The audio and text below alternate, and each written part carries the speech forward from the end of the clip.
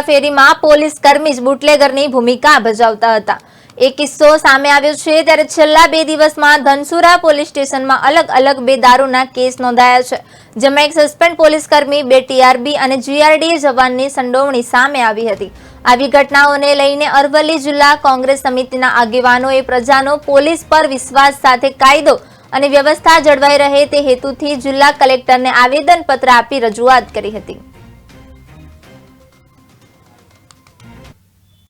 અરવલ્લી જિલ્લા કોંગ્રેસ દ્વારા આજરોજ અમે સમગ્ર અમારા હોદ્દેદારશ્રીઓ આગેવાનો દ્વારા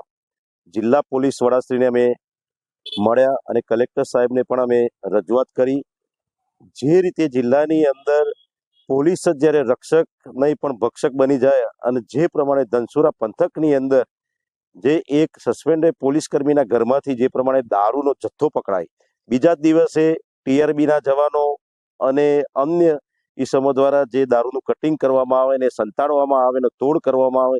એ બાબત ખૂબ જ જિલ્લા માટે ખૂબ ગંભીર બાબત ગણાય। જિલ્લા પોલીસ વડાશ્રીને અમે વિનંતી કરી કે આ રીતે જો કાયદોનું ભંગ થતું રહેશે તો પ્રજાને પોલીસ તંત્ર ઉપરથી વિશ્વાસ તૂટી જશે। માટે આપને અમારી વિનંતી છે કે આવા ઈસમો ઉપર યોગ્ય કાર્યવાહી થાય, કાયદો અને વ્યવસ્થાનું પાલન થાય આ જિલ્લાની અંદર। અને જે પ્રમાણે આજે જ્યાં પણ જો ત્યાં